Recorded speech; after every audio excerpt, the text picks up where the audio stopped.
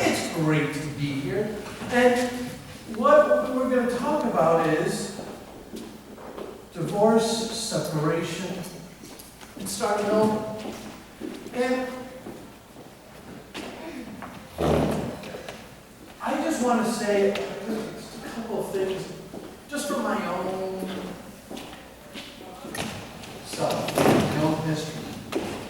And that is, my mom, when she was 14 years old, her dad fell in love again.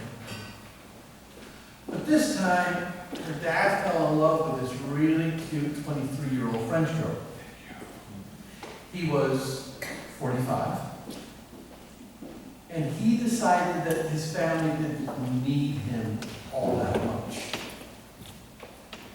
And he went and he left my grandmother, he left my mom, and lived in France. My mom always, from that moment on, struggled with trust and abandonment issues.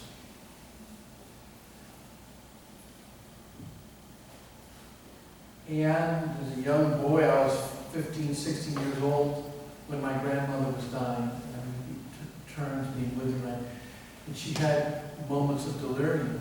And I remember her just shouting, that man, why did he put a knife in my heart?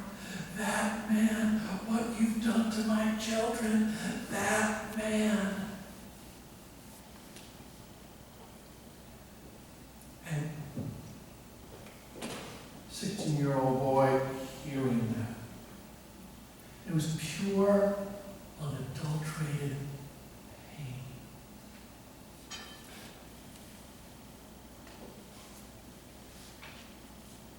When we talk about divorce, separation, difficult times, we're talking about the heart of the ministry of the church in a very real way. Because Jesus came to heal and to love.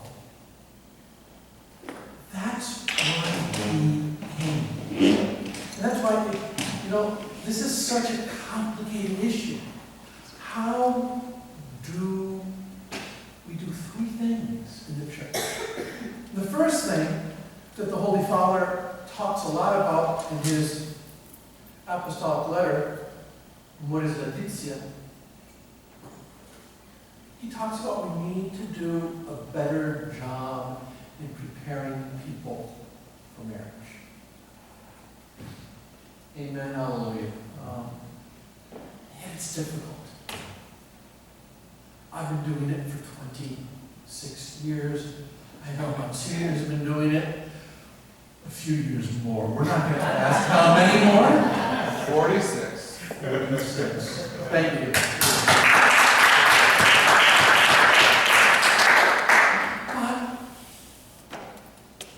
you have people who are open to the preparation, and then we have an awful lot of people who, because they're coming from hurt situations, they've been away from the church. I mean, they have this glazed look on their face during marriage prep classes.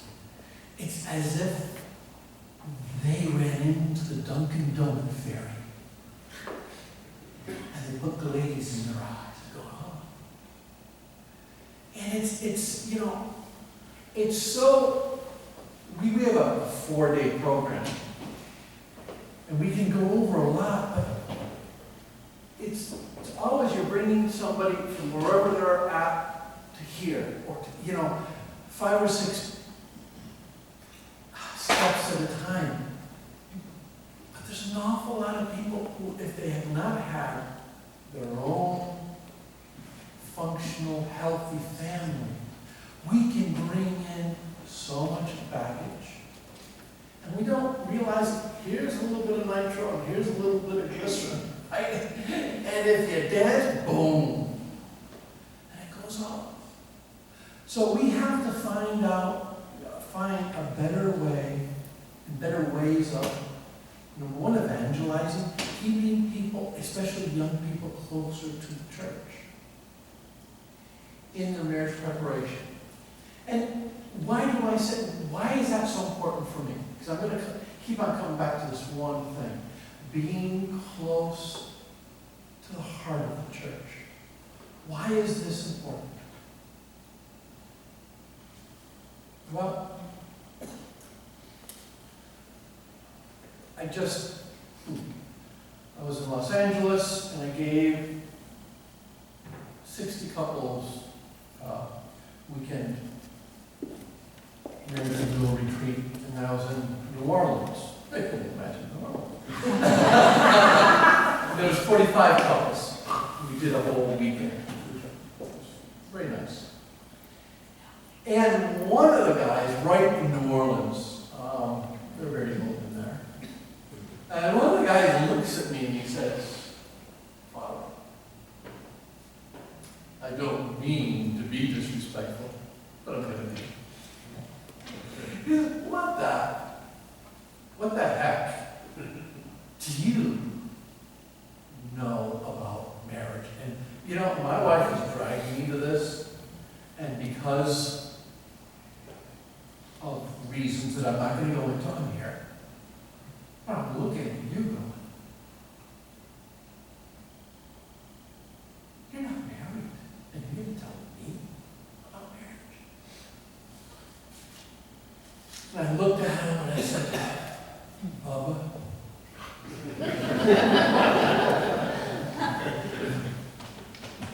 do you really know what I do?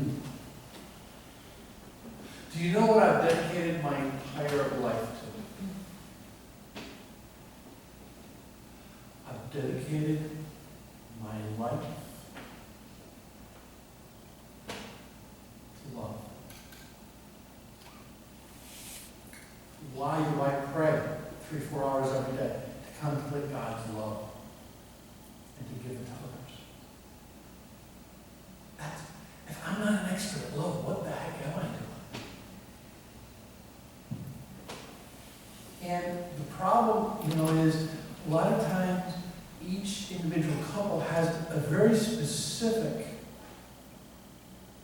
partial idea of what marriage is. Because you've only been married to one person. How can you know what married life is like for another 100 people? I've had thousands of people in marriage counseling. So you get to know a little bit. It's a broad aspect, but it's the essence of the fight between egotism and love and self-giving, controlling and letting things go. I said, that's what this is all about. And when I see couples who haven't been living their faith as much as they could, let's put it that way, and they haven't been in the heart of the church, experiencing God's love, I think it is difficult to get married and stay married. Especially when we're bringing so many wounds, so many heartaches, and so much dysfunction from our own family and early life. And so the church has to do a better job evangelizing young people and teaching them the nature of love and helping them prepare more and more for marriage. This is absolutely necessary. Number 2, second thing we need to do, better. Because again,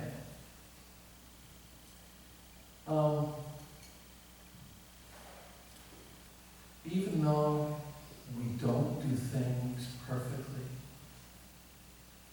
I'm darn proud of an awful lot of people who've given their lives to do what we do. And I think what we do is very impressive in some aspects. But we need, in today's situation, to do probably a better job in getting the healthcare professionals right in the beginning to help out with marriages. Getting priests better equipped at helping out with marriages. Getting our lay people who could be mentors for marriage. Today, I believe so many marriages are failing because they don't have somebody on the left and somebody on the right to hold hands and say, hey, don't worry, we've been through this. You can be through this. Let's sit down and talk. We'll tell you how we got through this. When you are in the heart of the church and the laity and the professionals and the priests, we're all there, engaged. And these people let us engage them. That is a huge problem. First sign of the problem with marriage, so many of us say, oh, no, I'm such a sinner. They're going to think I'm a terrible person because I am, because I've lost my temper, and so they don't even ask for help. And we don't find out that they're divorced until they're divorced. Do you know what I mean? And so we need to reach out and to help our brothers and sisters and come up with initiatives so that they don't feel alone and they feel comfortable in seeking help.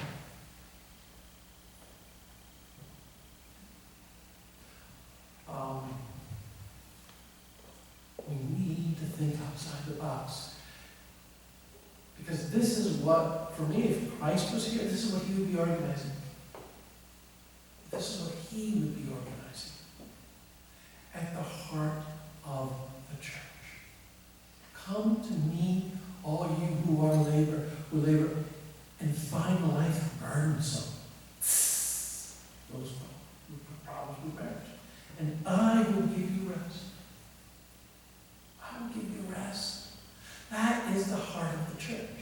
So, before marriage, when there are difficulties in marriage, we need to help people become in the heart of the church. Don't try to do this alone. Don't try to do this alone. I wouldn't be here if my mom and dad hadn't gone to the church and gotten help. You've all heard, some of you have heard the story of my parents. They had 2 kids, pregnant with a third, when my grandfather got dementia. Terrible situation. Parents had to come back to the homestead, move in, and after 3 years, my mom just couldn't take it anymore. She went to a priest and said, I can't take this. I'm about to have a nervous breakdown. I can't give anymore. I'm going to go home to my mom. I can't do this. And the very, very wise priest didn't answer the question directly. But he said, okay, let's pray. And then he said, do you love your husband? He said, I do, but I can't take it. Just be careful, because only you can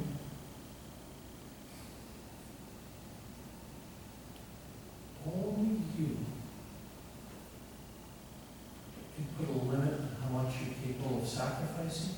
Only you can put a limit on how much you can love. Because only you can put a limit on God's grace. Are you praying? I don't have time to pray. I don't have time to pray. And the priest looked into her eyes with so much love and said, you don't have time now to pray. You need to pray as if your entire life, the life of your husband and the life of your kids depended on it. You're in pain. You don't bring it to somebody. You don't bring it to Jesus. If you don't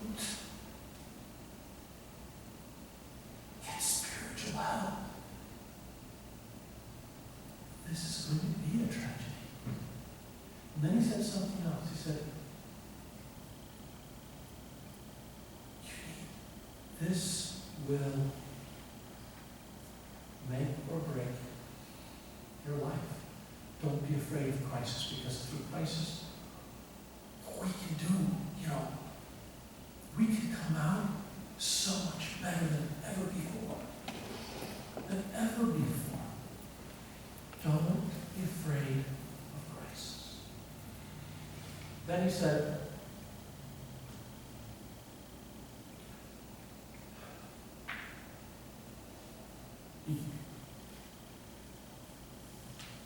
being faithful to love has consequences. Those consequences are eternal. But giving up on love has consequences. And those consequences are eternal. And so, the great thing is, my mom and my dad both were willing to work. And they both went back, and they both got advice, and they both got help. And because they were both willing, and this is a problem in so many situations. You have one yes and the other no.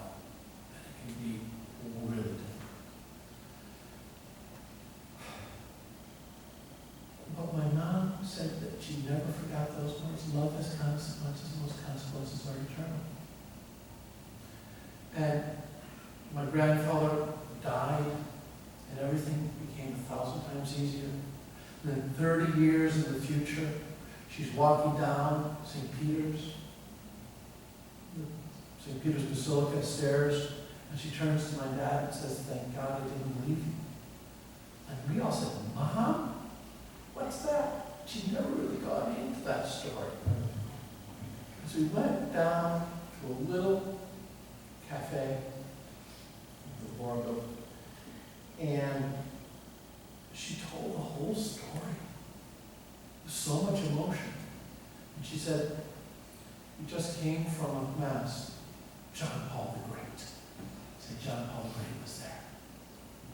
And she said, "I looked over at my daughter and I burst out into tears when I thought of how close I came to trying to do it myself and not being able to do it and to give up."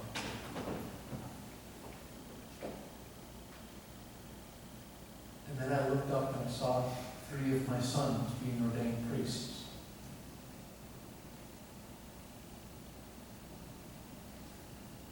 And I tell that story because a lot of times people say, "Oh, you must have grown up in a perfect family." It was not perfect.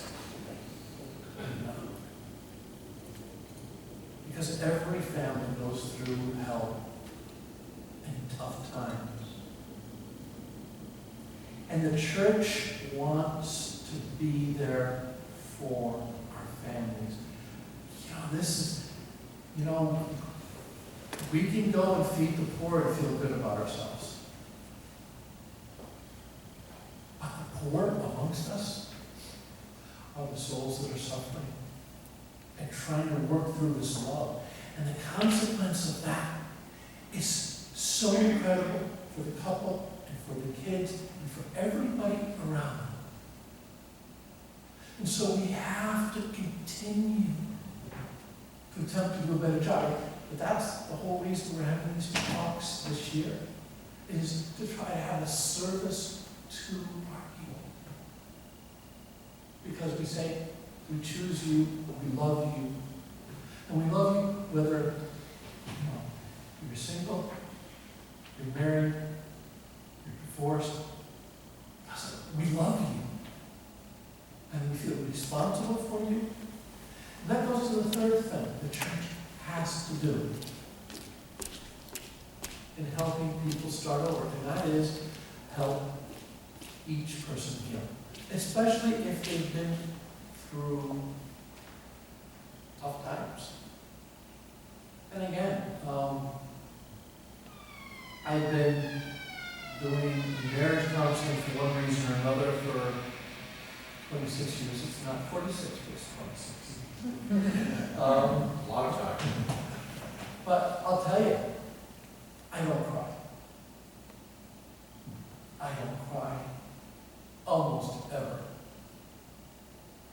accept it. Couples come in, and I see the pain, and you just sort of absorb it.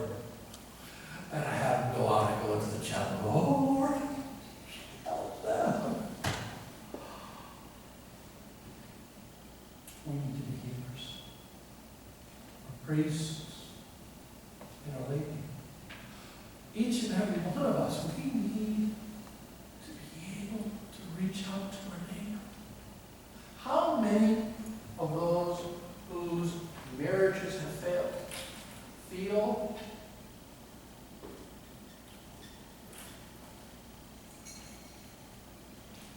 like a failure? Father, you have to understand, I'm not a good Catholic. Really? I want to say, well, what's the definition of a good Catholic? Do you know what I mean? You don't understand, I'm not a good Catholic. Well, what? Why aren't you a good Catholic? Well, I'm divorced. Okay, they tell me their story, and it's heartbreaking. And I'm sure that, in every relationship, you don't ever have 100% fault with one person and 0% the other.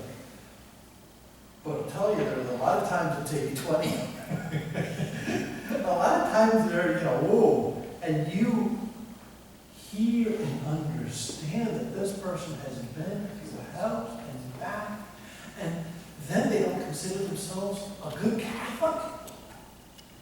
My attitude is, if anybody's loved by Jesus with a tender love that wants to heal, it's you. It's you. And we have to be able to reach out. And again, one of the problems is, oh, I'm not a good Catholic. I stopped going to church. I stopped going to maybe a Bible study, whatever. And I just pull myself back because there's pain. And every time I go to church, I feel like a failure. I've disappointed my parents. I've disappointed God. I've disappointed everybody. And I'm going, no, that's not our attitude. And as a matter of fact, you know somebody who's going through a tough time? And I don't use this phrase lightly. I beg you to reach out as part of the church and say, we love you, we want to support you. We love you, and we want to support you. Hey, let's go for a cup of coffee. Hey, I'm thinking about going to a talk on spirituality. I mean, there's so many things, thanks be to God, that St. Michael's offers. We've got to bring our people in. Because the essence of one of our marital problems is we feel rejected. And the lie that almost always accompanies this rejection, you know what it is?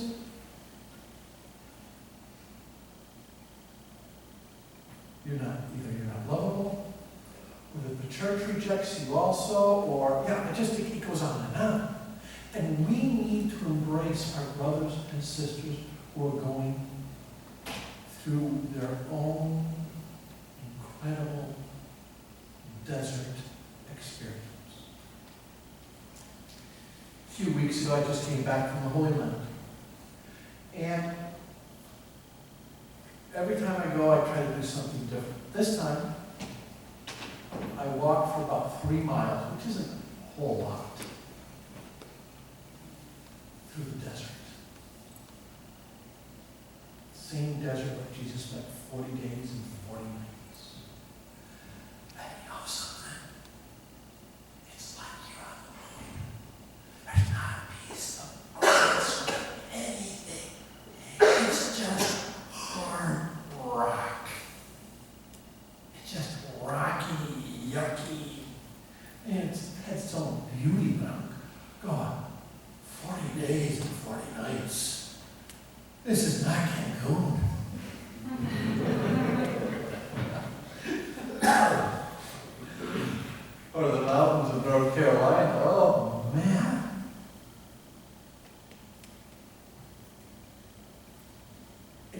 was thinking, walking through the hot, barren desert,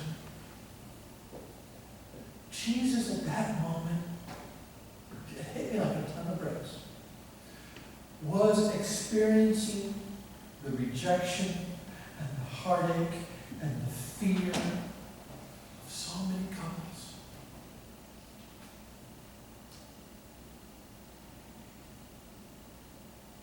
And I just kept hearing the voice, come to me.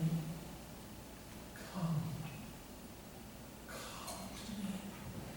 All you who are burdened. All you who've been hurt. All you who felt rejected. All of you who would give anything to do it over because you've made mistakes. And you actually understand that you're human. And that you're not an angel. And I will give you rest. We need to be a church that reaches out and heals. And I believe there is nothing more powerful than the healing power of love. And each and every one of us, we have that gift. You know, it's great to have a great pastor who is there for so many people. But if we really want to be everything we are called to be, each and every one of us here, we need to be able to reach out and love our neighbor and give people support, give people the friendship, give people the respect, the trust, all of those things that maybe they have not been living in a long time, and you as the neighbor were able to build that up again.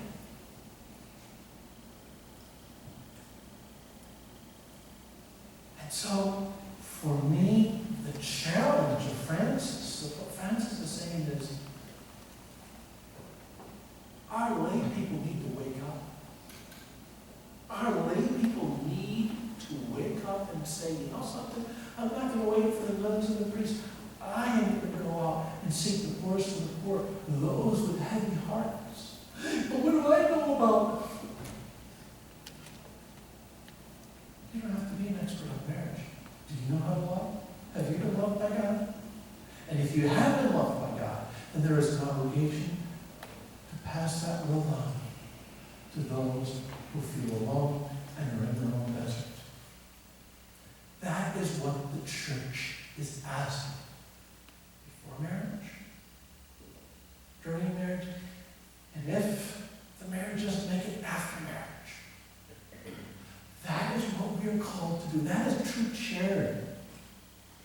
Because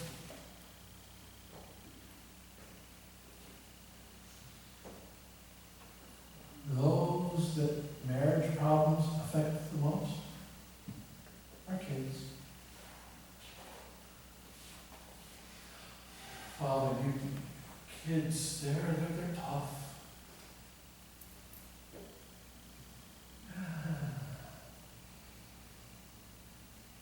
Yes and no. We need better programs for kids who've gone through divorce. Parents have gone through divorce. We need to rethink this. You know, Pope talks about the church being a field hospital for the kids, for the parents. And I think that one of the greatest examples I had, my dad's a lawyer. And he had the reputation, if you're not really sure if you're going to get divorced or not, but you need to know your rights, you go to Hopkins. And my dad kind of would have the couple over at the house. He'd send all of us upstairs to bed. And yet my dad had a voice that was loud. And I just remember him saying, "Of course it's tough to love. But my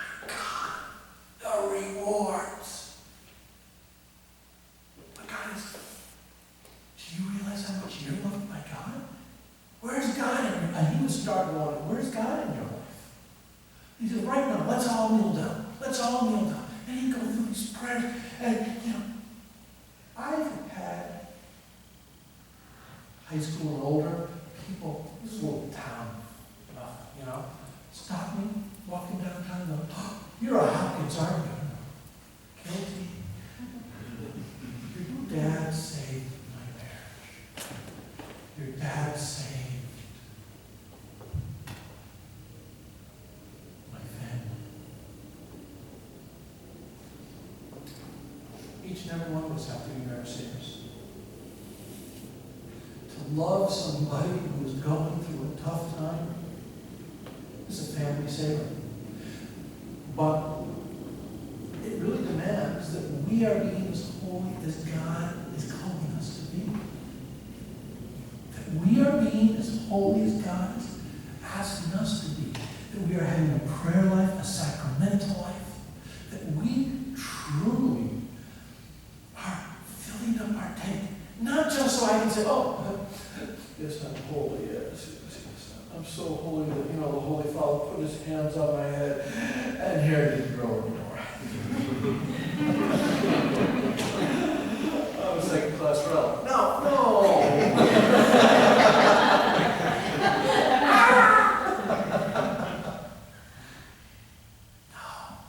We're not holy for ourselves.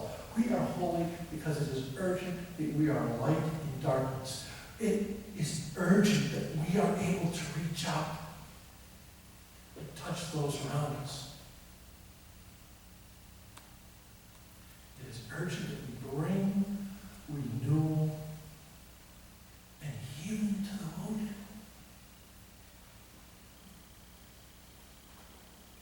I know a couple who they were thinking, do I go through development or not? Got remarried. Somebody came up to him and said, Beauregard and Maybelline, haven't seen you at Mass. Oh yeah, but we're not we're excommunicated from the church. This guy said, no, you're not. Maybe you can't receive communion right now. You're not excommunicated. You're part of the family. Come on. Brought him to church, they got involved. And they got the annulment. Everything's okay.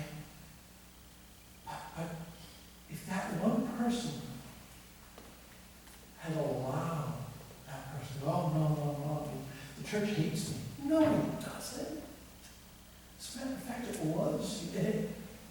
It yearns to serve you. It yearns to heal you. And so, my message tonight, and I'm a little bit of a mess because you'd think 3 hours plus on the tarmac would have given me more time to think. Unfortunately, I was sitting next to a screaming baby. It was so loud, I was like, and I'm going,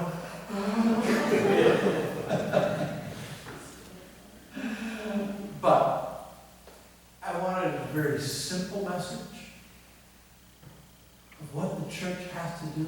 Let's think about this. Let's collaborate. Let's have an initiative. But look around. What can you, as an individual or as a couple, do for those around you? You want to console the heart of Jesus? Reach out. Reach out and love. I don't know if there's any questions, comments, or complaints of what I could have, should have said. Yeah. Is there any change to the annulment procedures? Is it still write a 14-page autobiography and have everybody sign on the dotted line? Okay, good question. Now, it's still a very thorough investigation, and it really goes into it. It wants as much of the situation as possible, because what is the church doing? The church understands that marriage is permanent. But in our society, there are so many dysfunctions and so many things that go on that many times, at the moment that they got married, something essential was lacking, and the bond of the sacrament never, ever, ever was complete. Okay? So that's the declaration of nullity. Something was essential was missing. And so they're going to go and say, hey, 14 pages. Now, what has changed is hopefully the turnaround time. And the second court, Yeah, the court for the second is no more. is no more. You don't have to go, like, in Raleigh, you might have gone to DC or to Atlanta to have somebody else go and see it, That's been done away with, so it's much shorter, but it's going to be thorough. Why? Because my experience in helping people with annulments, it's a catharsis. To write that on paper, it's to get it out. Those who don't get it out, and who don't want to see it and they hold it in, and they don't want to see it and they hold it in, it really affects them greatly. It's not healthy. Time and time and time again, those who are able to get it out and write it out, all of a sudden understand so much better. And it brings closure. There's no repression anymore, and they're free from it. And so, when I'm helping somebody with the annulment process, I'm always like, hey, this is going to hurt you. You have no idea, Father. The more it hurts, the more it was needed. Does that make sense? To be able to go through it so that it doesn't have power over you. Too many times, if you don't do this, either the divorce, the hurt, the other person has this power over them. Every time they think of them, they go into this.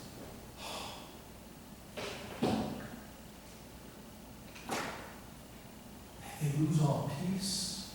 It's like the other person is there, they grab their heart, ripped it out again. No. You have to deal with this. So this person and this situation has no more power. Why is that important? Because we're all called to love. We're all called to love. And so this process is not just, it should not be looked at as just something that we have to go through. No, it's a very healing process.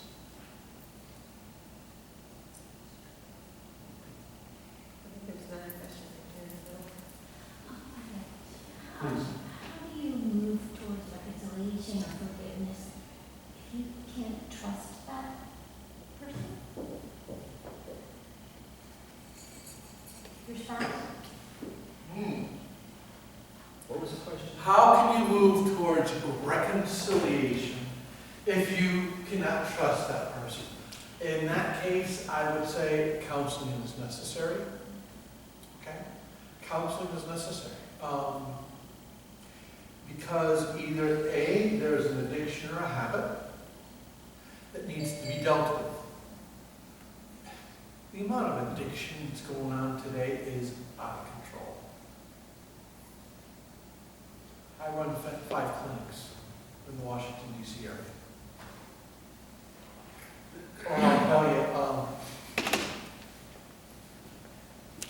I look at the type of cases that we had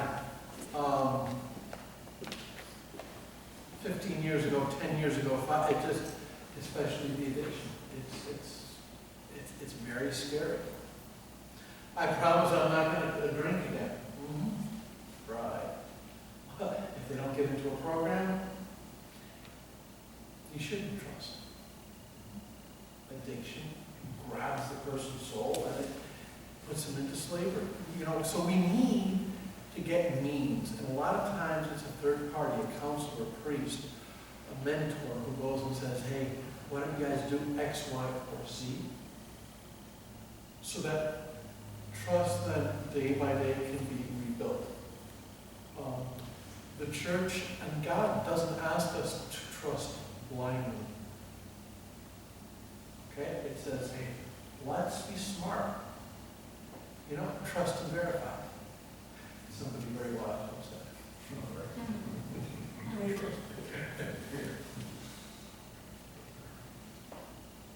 Anyone else? Please. Pope Francis said 2015 the church would be more welcoming to Catholics who've gone through divorce and remarried. And as of April, I was doing some research, I can't find it, where it says the genesis of something in the Middle Ages says, well, if you get divorced, you can't take the sacraments again. And I can use the term like, if you're good enough to do everything else, be a knight in Columbus and do everything that you do, and you're living in love of Jesus, and yet you can't take the sacrament. And it's almost like you're a second-class Catholic, because everybody gets up from the row, takes communion, and goes out the door. And yet we have to sit down and then try and be part of this, but it just seems like somebody says, well, you got to write the 14-page whatever document. But he also says in recent research that it affects your kids. And if you get your ex-spouses involved with that, now you're like not just opening a wound, you're digging into that wound. And that's where I find a disconnect between what Pope Francis is saying about us being welcoming and more inclusive rather than being exclusive. And I just have a difficult time trying to reconcile why someone can't do that. Okay. You know, well, first of all, pain is real. And it is difficult. And it is, you know, I only can imagine. Number two, I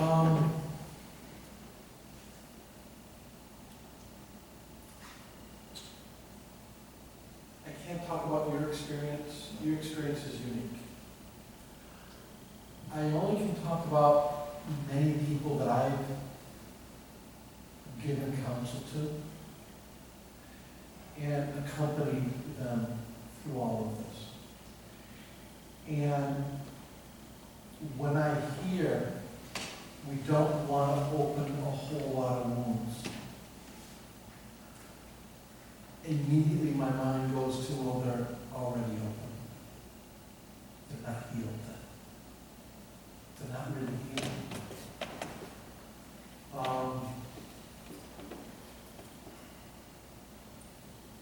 I have seen wounds that are so deep, so bloody, because especially in divorce, you can have, you know, if both are not mature, you know, there are knives, and, you know, I mean, people throw knives at each other and really trying to hurt and do damage. And when kids are involved, you know, hurt me, that's one thing, but you hurt the kids, that is the most devastating situation of all. And yet, a lot of times, there's a situation, I found, a situation with the kids. You're not going to get an annulment. How dare you? And it's sort of like I am afraid, you know, either A, the kids feel like I'm trying to hurt my ex even more, or B, I'm making them in some way illegitimate, right? Or that there wasn't real love involved in marriage. And so those are the 3 points that I've had to deal with, but I, in this situation, have asked the kids to come in. I only want to talk to the kids. And a lot of times there's smoke coming out of their ears when they come in. Who is this one priest who wants to speak to us? And when I explain to them what an annulment is, that was there true love between their parents? Yeah. Not only yeah, but heck yeah. Absolutely there was. And yet, it didn't work out. And a lot of times it doesn't work out because there was something essential. And just saying that, it's incredible. All of a sudden you see the kids go, oh. And it doesn't mean that it wasn't a real marriage. And that's why. Yes, of course you're legitimate. That's not a, it was a real marriage. It wasn't sacramental marriage. Oh. And it's you go through those things. And the third thing I will say, and you know something? Your mom or your dad who wants to get the annulment, they realize that they did things that were wrong. Because when it comes to the kids, the thing they don't want is to say, oh, well, there was a situation where it's all your mom's fault because she should have been on antidepressants and she wasn't. So we're going to put all the blame on her. And they really are fearful of that. So it's not about a blame, right? That both your mom and your dad realized that they did things and they didn't have the maturity, and go through those things. And say an annulment means that there was something missing. Would there be any problem with that? And it's amazing. It helps them heal. Because they have all these things pent up in themselves. And they've never been allowed to really talk through it. And there's this resentment, and there's this anger, and everybody's afraid of. And I'm going, no. What the Pope really wants is healing. It's true healing. And so, again, every situation is different. But in my very limited experience, when I've done that, the kids all of a sudden are okay. And not only does it not bring up real wounds, it heals wounds. And I think that's what the church wants to do. That's why it asks, the church desires to give you communion as much as you desire communion. Just think about that. It wants you to be holy, it wants you to be happy.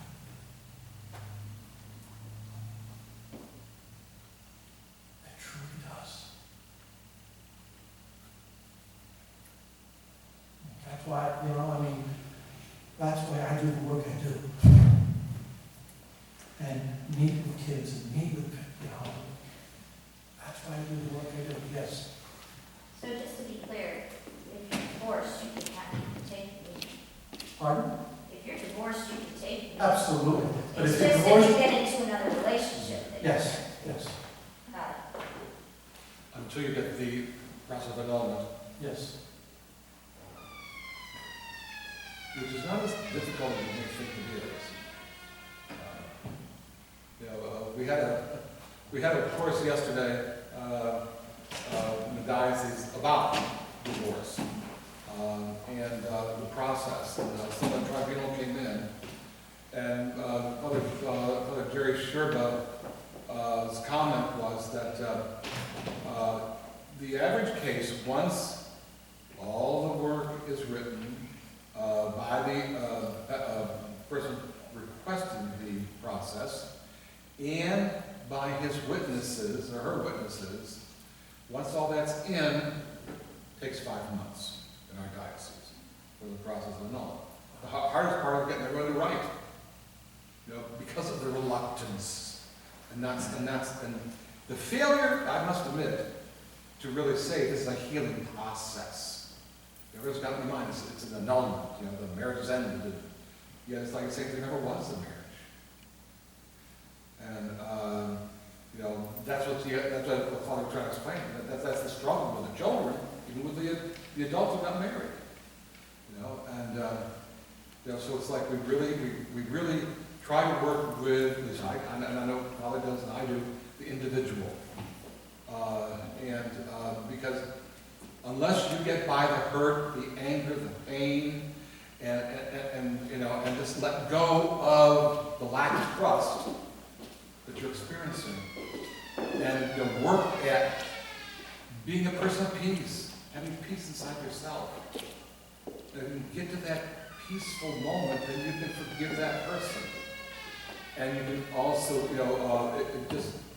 just realize that I can do this because he is not going to be pushing my buttons anymore, or she is not going to be pushing my buttons anymore, because I know I can do this.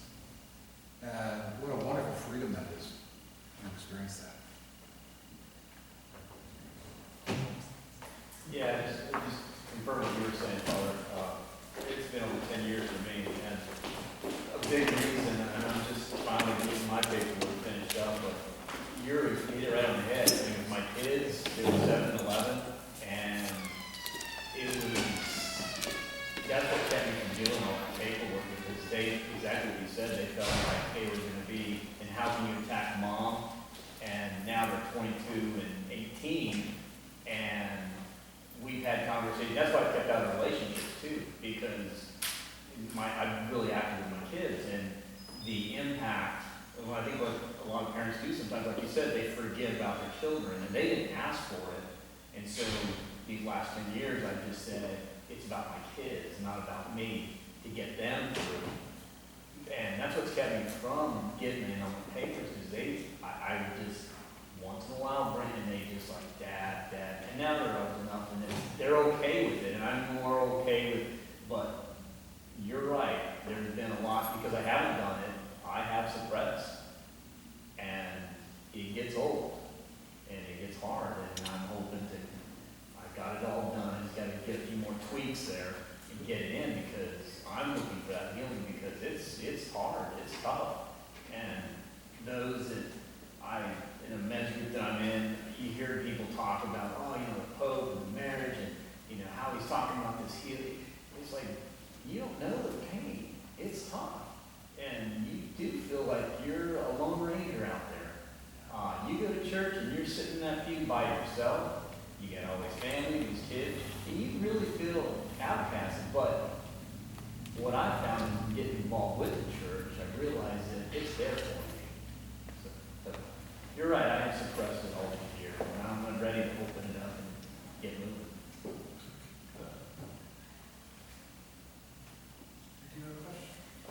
Actually, my question is, how about the process for the non-sacramental marriage? An annulment from like a courthouse wedding? Yeah. Yeah, it's a lot shorter process. Yeah. A lack of form, it's called. So if a Catholic is married outside the Right. church, it's a much shorter process. Right, Father? Yeah. Like a form is, but again, go to your, church, and there's somebody assigned that helps you through all of those things. And again, I think the church in the United States is probably, it's better organized than any church in the world. Usually you have somebody right there, you go and say, who do I talk to? It's a deacon, it's the priest, it's a lay person in charge. and they will help you walk. They will be the ones to accompany. The diocese has, I think, 96, not advocates, but they have, people who are going to be taking you through, listening to your process, and helping you to, unpackage it, and then present that to the diocese, and then after that, an advocate would be appointed for you.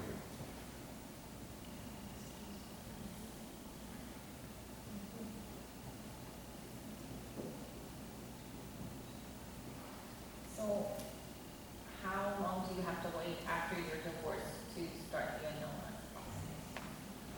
No problem, no time, we're waiting. Immediately. But you have to have the divorce, because it's a state thing that we have to be able to say that we've already gotten before we can do it. Because you can start the paperwork. You can start the writing, Yeah, that has no to happen all of a sudden. Here's the 14 pages, boom. I just wanted to give a kid's perspective, because I'm one of 4 from a broken home, and my parents went to their death always saying it was the other person's fault. And we were also put in a position where, in trying to reconcile it, you're trying to choose a side, but not choose a side. And some of my siblings have already got it in their head it was this person versus that person, and how it would have been so much more helpful and healing if my parents had ever gone through the process and said, you know what, it takes 2. And there were mistakes made on both sides. And I love how you say something was missing. It wasn't a question of they didn't love each other, they produced 4 children. But there was something missing. And that takes the burden of trying to figure out whose fault was The it. blame game is devastating.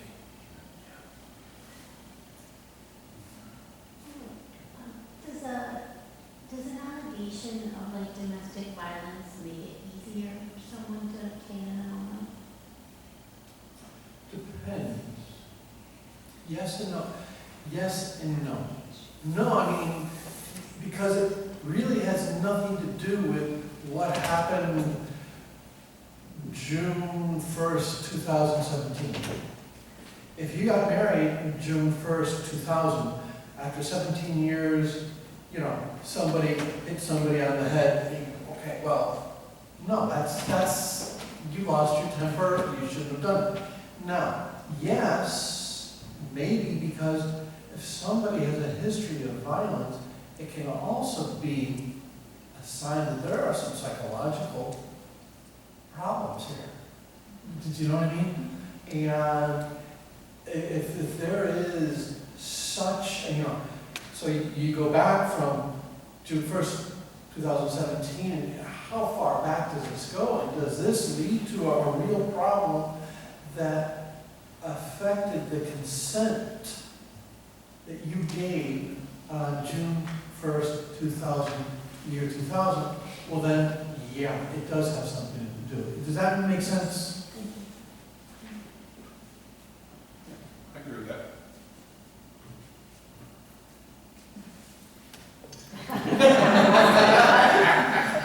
Thank you, Father. Spokesperson. I'm just affirming them.